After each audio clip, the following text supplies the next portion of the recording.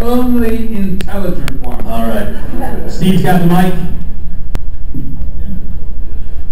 Your characters from Halloween 1, Loomis, from Halloween 1 to Halloween 2 had obviously gone through some changes. It was a lot different from the character from part 1. I was wondering if you could tell me your thoughts on that. I think it's a golf game.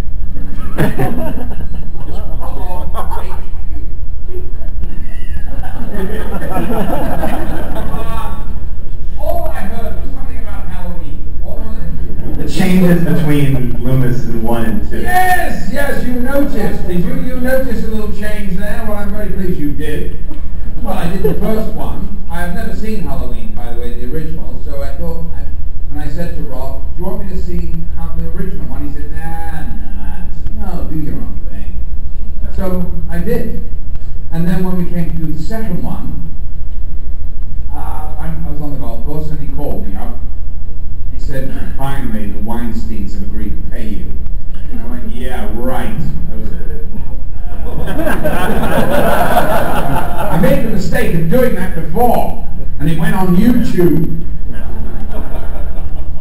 Right in the middle of a negotiation with Harvey. Yeah, what an idiot I was. Now there's going to be a tit story. No, I don't care about tits. Who cares about that? Anyway, I said to Rob, look, I've already played this part. Can't we make him a total and utter prick? He went, yeah, I like it. And so we'd already come up with the idea that he's the only one that profited from this misery that beset this town and this poor family. And of course, the doctor. And you see them peddling their ways, don't you, on all these morning shows? It's so just perfect for Loomis that he's such an egomaniac. I mean, what kind of a doctor is Loomis, for Christ's sake?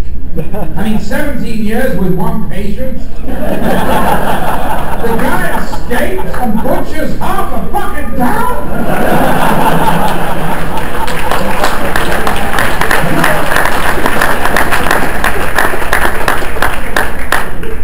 I mean, honestly, you have to think, am I playing a lunatic here? But I just love Loomis because, especially in the second one, because he's such a buffoon. And, it was such a joy to play. And I had so much fun doing it. And the crew was very relieved because when they were doing my stuff, they were in posh hotels and nice things instead of all the mud and crap, that they had with Mike Myers and the family and stuff in that house. Your performance in the second Halloween, the way you're talking about Loomis, it reminded me of what Peter Cushing did with Frankenstein, where he actually started to play him like a complete lunatic. And it was really wonderful to see that layer. He did that in a very fine actor. Yeah. Cushing, I love him. Yeah. I met him once. I had a drink with him. He drank blood. I had a drink. Yes. How did you feel when Britain banned Clockwork, and what was the reaction among other cast members of the crew? Well, to be honest, I don't know, because I'm not really in touch daily with cast and crew of a movie that's 40 years old, and wasn't though at the time. I've been in America over 30 years, so that when the movie was withdrawn by Kubrick in England, and don't forget, this was no hardship, by the way. Let me just clarify. What happened was, after a year of first runs of the movie, where it had pretty much, taken all the box office it was going to take, Kubrick got these, and continued to get these death threats to himself and his kids. And he took them to Scotland Yard, and they advised him to withdraw the film.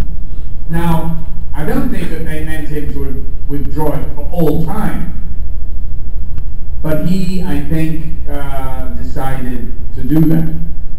And as his deal with Warner Brothers obviously provided him with that power to do it. So you know, I didn't even know that it had been withdrawn until I think the 15th or 20th anniversary came round, and suddenly people in England were up in arms because they couldn't see the film and they had to fly to Paris to get some really bad video copy, you know. But how did I feel about it? I didn't really mind either way, because, as I say, it sort of actually helped the film in a way and gave it a sort of mythical status that really it shouldn't have had, because it was withdrawn. You couldn't see it in England. It was really rather bizarre. But then, of course, as soon as Stanley died, the film came out, and it was like a first run all over again. I think it was in 300 cinemas in England. That's a lot. You know, that's like a first run movie. Okay. You know, I just wanted to ask, I remember when we talked on the phone last week, that we talked about the idea that I'm guessing most people here, they remember the first time seeing this movie, and it is kind of this rite of passage of, I'm guessing, mostly teenagers, most of whom probably feel like they were too young when they saw it to handle it, but that's probably not true. But I remember seeing it for the first time, and have you sort of become aware of this phenomenon of people saying, I remember seeing this the first time, and it changed my world, and it changed the way I look at movies? And well, yes, because, you know, the film, one tends to forget. I mean, I do, because you can't see the wood from the trees when you're in every frame of it, practically. So that, you know, when I made the film, I made a black comedy. It was very black, yes, but I mean, it was a comedy. And I just could not understand the reaction of the public where they sat there in absolute stone silence. I mean, when it first came out, I guess the look, which I of course was used to and it helped create in a way, with the dress and all the bowler and the eyelash, the whole deal. So that I was sort of used to it, but you know, when it was shown for the first time in those first months, people were completely, they were absolutely stunned by it, because there'd been nothing like this movie, nothing like it at all. And also the political message of the movie was very potent, and I think that's why kids find it today, because it's the political element, still a big brother taking over our lives, is what they really, they latch on to today. But today, if I see it with a young audience today, they laugh all the way through the movie, I'm glad to say. Because I did think we were making a comedy, and now I know we were. Yes? Hi. Hello. Again, with the Clockwork Orange, sorry to keep beating that to death, but not to go all sociology 101 on you here and ask a really dry question, but I am one of those older people that watched it, considered it a rite of passage growing up. Don't look it. I'm 42, thank you. No, I wasn't fishing. Wow. Man. Only 42? Yes. Well, wait a minute, 42? You couldn't have seen the movie until it... I saw it when I was about 13, so, yeah. Again, but it was a rite of passage. You did? I had a very progressive film. Showing to you, is that it? I just yes. like to get to the bottom of this one. Your parents showed you Clockwork Orange. My uncle did, yes. Your uncle? Yeah. Did you sit on his knee?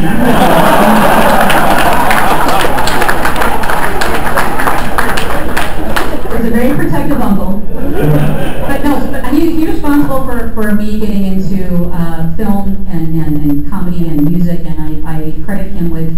Okay. Let's move on. All right. Go on. Anyway, wow. Yeah. I'll hold my Q&A later. I find that now, when I try to watch A Clockwork Orange for kind of embarrassing reasons, I actually feel a little disturbed by it. And I think what I hit upon is that I feel like it's I think it's not the film that's making me a little bit squeamish or there is a question here. There is, yeah. There is, sorry, I'm nervous. I feel like it's really foreshadowed and is kind of eerily reflecting a lot of It was violence. very futuristic. Is that what you're trying to Yeah, but say? it's all kind of almost kind of eerily, like there's almost It's all come to pass. Gangs, drugs.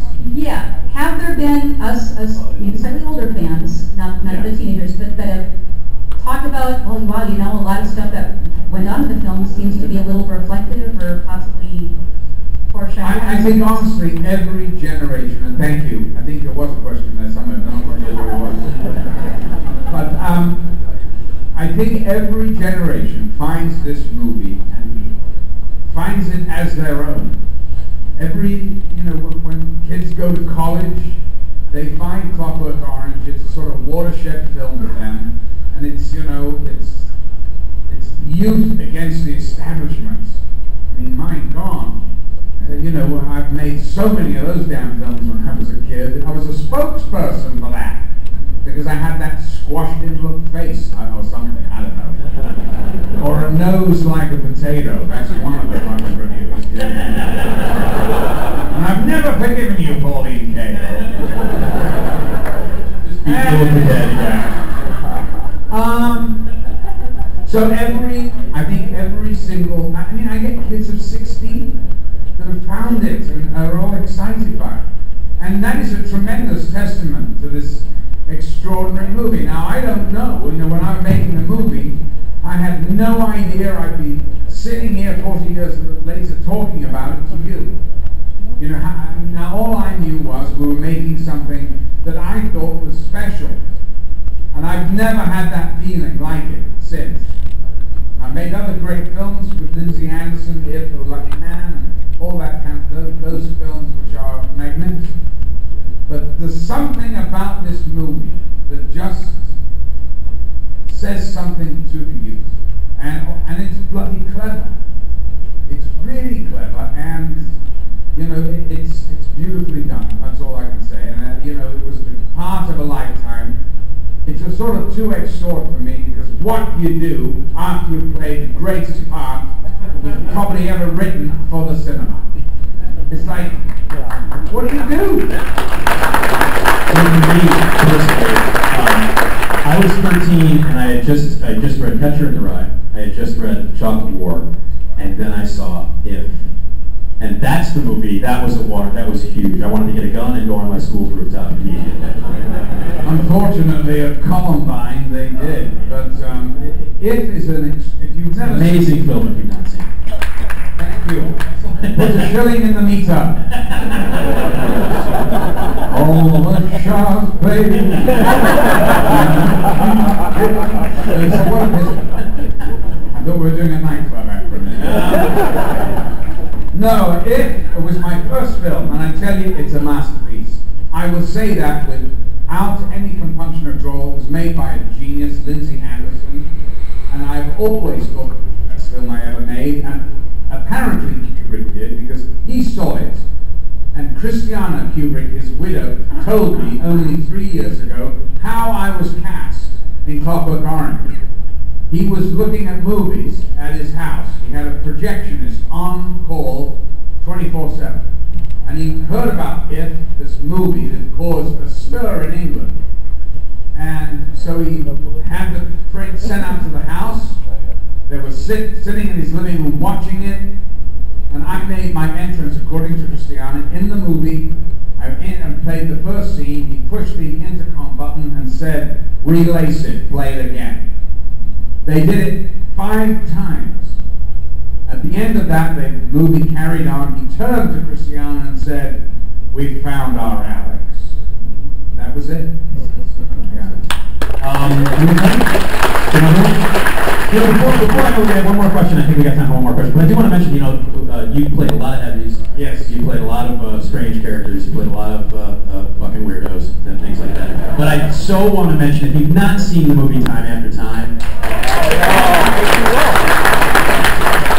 one of my favorite movies ever.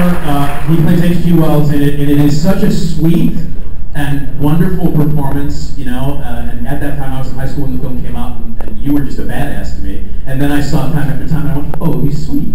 And I just want people to see time after time. It's really great. You love that movie, don't you? I do love that movie.